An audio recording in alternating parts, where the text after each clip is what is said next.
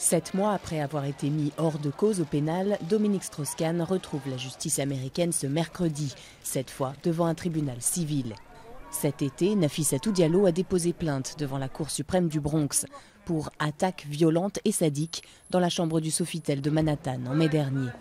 Une plainte que les avocats de DSK espèrent voir classée sans suite grâce à l'immunité diplomatique dont bénéficiait l'ex-patron du FMI au moment des faits.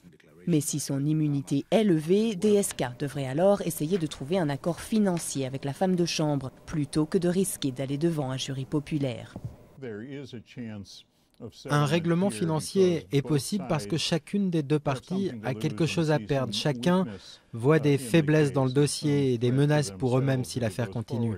Elle a un problème de crédibilité, lui a une réputation à maintenir et un passé qu'il ne veut peut-être pas médiatiser.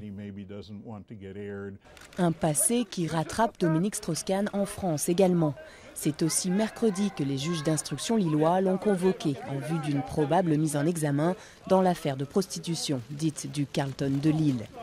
Dans cette affaire, il pourrait être inculpé de complicité de proxénétisme aggravé en bande organisée et recel d'abus de biens sociaux. Depuis la saga du Sofitel, DSK fait profil bas.